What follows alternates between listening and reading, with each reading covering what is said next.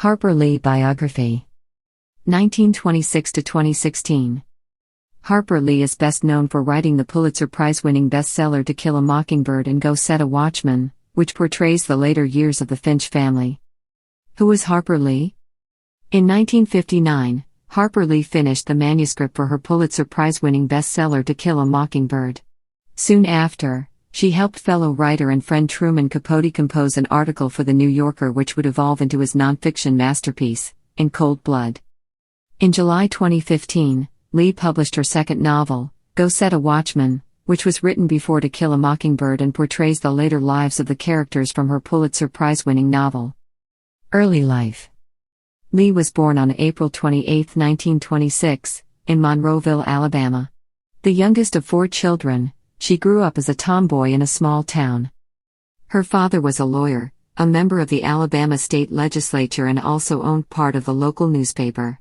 For most of Lee's life, her mother suffered from mental illness, rarely leaving the house. It is believed that she may have had bipolar disorder. Education. In high school, Lee developed an interest in English literature. After graduating in 1944, she attended the all-female Huntingdon College in Montgomery. Lee stood apart from the other students. She couldn't have cared less about fashion, makeup, or dating. Instead, she focused on her studies and writing. Lee was a member of the Literary Honor Society and the Glee Club.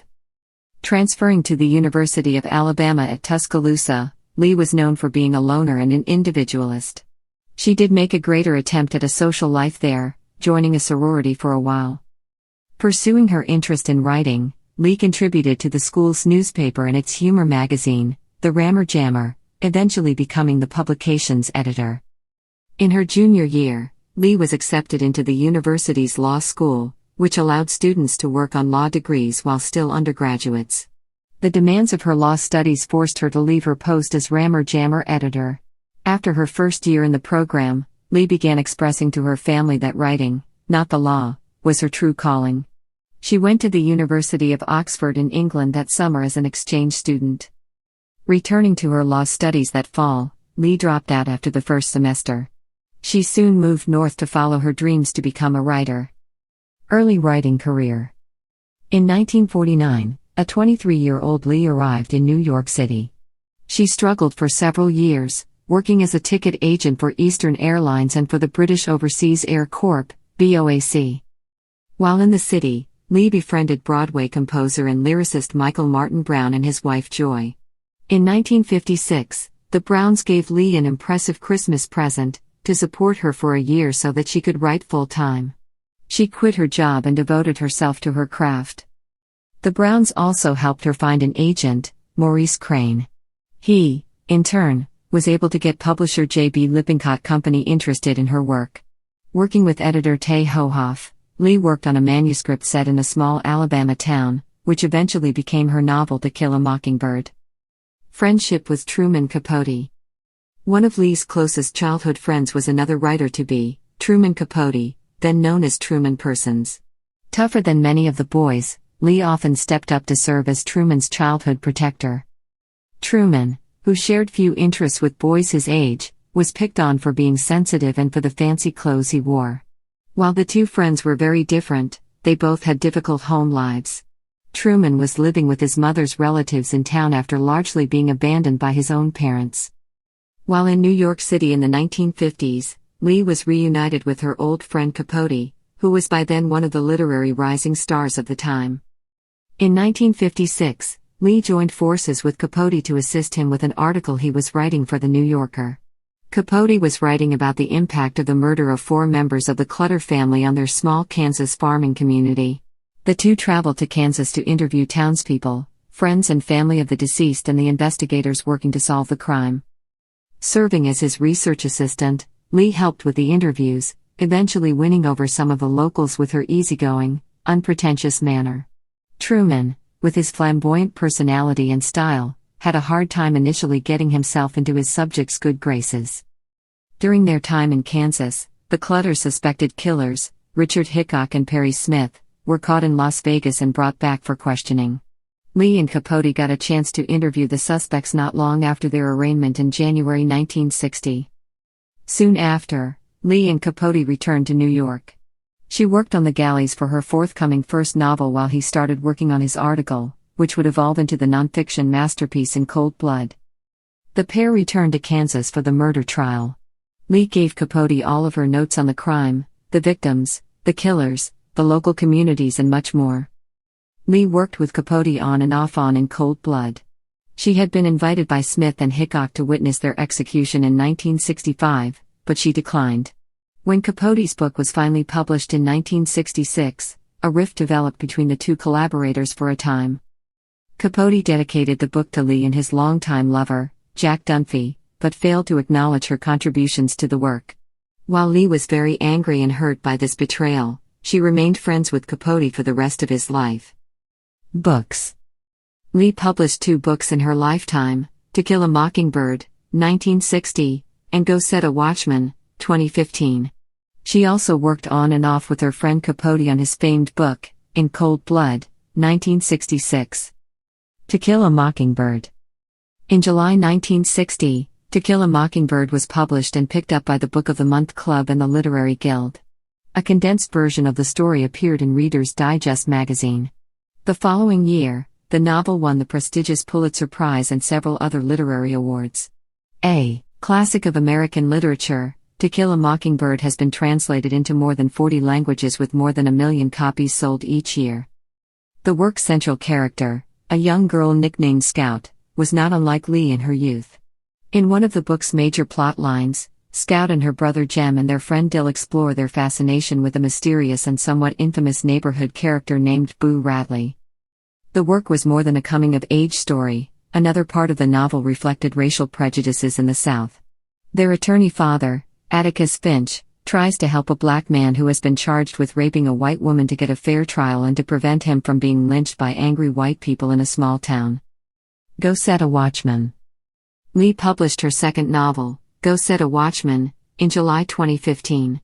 The story was essentially a first draft of To Kill a Mockingbird and followed the later lives of the novel's characters. Go Set a Watchman was submitted to a publisher in 1957. When the book wasn't accepted, Lee's editor asked her to revise the story and make her main character Scout a child. The author worked on the story for 2 years and it eventually became To Kill a Mockingbird. Lee's Go Set a Watchman was thought to be lost until it was discovered by her lawyer Tanya Carter in a safe deposit box.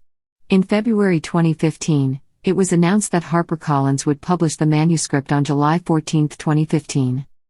Go Set a Watchman features Mockingbird Scout as a 26-year-old woman on her way back home to Macomb, Alabama, from New York City. Scout's father Atticus, the upstanding moral conscience of To Kill a Mockingbird, is portrayed as a racist with bigoted views and ties to the Ku Klux Klan. In Watchmen, Atticus tells Scout, "Do you want Negroes by the carload in our schools and churches and theaters? Do you want them in our world?" The controversial novel and shocking portrayal of a beloved character sparked debates among fans, and offered literary scholars and students fodder for analyzing the author's creative process. Lee's second novel also broke pre-sale records for HarperCollins. With reports of 88-year-old Lee's faltering health, questions arose about whether the publication was the author's decision. Lee issued a statement through Carter, "I'm alive and kicking and happy as hell with the reactions to Watchmen." But even that message didn't put an end to questions. In a 2011 letter, Lee's sister Alice had written that Lee would sign anything put before her by anyone in whom she has confidence. However, others who had met with Lee stated that she was behind the decision to publish. Alabama officials investigated and found no evidence that she was a victim of coercion. To Kill a Mockingbird movie. Playwright Horton Foote wrote a screenplay based on the book and used the same title for a 1962 To Kill a Mockingbird movie adaptation. Lee visited the set during filming and did a lot of interviews to support the project. The movie version of To Kill a Mockingbird earning 8 Academy Award nominations and won 3 awards, including Best Actor for Gregory Peck's portrayal of Finch. The character is said to have been based on Lee's father. Later years. In the mid-1960s, Lee was reportedly working on another novel, but it was never published. In 1966, Lee had an operation on her hand to repair the damage done by a bad burn. She also accepted a post on the National Council of the Arts at the request of President Lyndon B. Johnson. During the 1970s and 80s, Lee largely retreated from public life. Lee spent some of her time on a nonfiction book project about an Alabama serial killer which had the working title The Reverend. This work, however, was never published. Lee generally lived a quiet, private life, splitting her time between New York City and her hometown of Monroeville. In Monroeville, she lived with her older sister Alice Lee, a lawyer who the author called Atticus in a skirt. Lee's sister was a close confidant who often took care of the author's legal and financial affairs.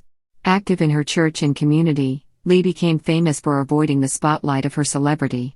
She would often use the wealth she had accumulated from her success to make anonymous philanthropic donations to various charitable causes. In November 2007, President George W. Bush presented Lee with the Presidential Medal of Freedom for her outstanding contribution to America's literary tradition at a ceremony at the White House. Her sister Alice once said about Lee, "Books are the thing she cares about." With the assistance of a magnifying device, necessary due to her macular degeneration, Lee was able to keep reading despite her ailments. Lawsuits and e-publishing deal. In May 2013, Lee filed a lawsuit in federal court against literary agent Samuel Pincus. Lee charged that, in 2007, Pincus engaged in a scheme to dupe her out of the copyright to Kill a Mockingbird, later diverting royalties from the work. In September 2013, a settlement was reached in the lawsuit. Later that year, Lee's legal team filed suit against the Monroe County Heritage Museum located in Monroeville for trying to capitalize on the fame of To Kill a Mockingbird and for selling unauthorized merchandise related to the novel. Lawyers for the author and the museum later filed a joint motion to end the suit, and the case was dismissed by a federal judge in February 2014. That same year, Lee allowed her famous work to be released as an e-book. She signed a deal with HarperCollins for the company to release To Kill a Mockingbird as an e-book and digital audio editions. In a release shared by the publisher, Lee explained, "I'm still old-fashioned. I love dusty old books and libraries. I am amazed and humbled that Mockingbird has survived this long. This is Mockingbird for a new generation." Death. Lee died on February 19, 2016, at the age of 89. Her nephew, Hank Connor, said the author died in her sleep. In 2007, Lee suffered a stroke and struggled with various ongoing health issues, including hearing loss, limited vision and problems with her short-term memory. After the stroke, Lee moved into an assisted living facility in Monroeville. Around the time of Lee's death in 2016, it was announced that producer Scott Rudin had hired Aaron Sorkin to write a stage version of To Kill a Mockingbird. In March 2018, several months before the production's scheduled Broadway debut, Lee's estate filed a lawsuit on the grounds that Sorkin's adaptation significantly deviated from the original material. A main point of contention was the play's portrayal of Finch, which reportedly showed him in early scenes as more in step with the oppressive racial feelings of the time, as opposed to the heroic crusader of the novel. Rudin pushed back against the assertion that the characters were significantly altered, though he insisted he had leeway to adapt them to contemporary times. "I can't and won't present a play that feels like it was written in the year the book was written in terms of its racial politics. It wouldn't be of interest," he said. The world has changed since then. The portrayal of Atticus Finch was reportedly softened from someone who drinks alcohol, keeps a gun and curses mildly to an honest and decent person. The play hit Broadway in December 2018,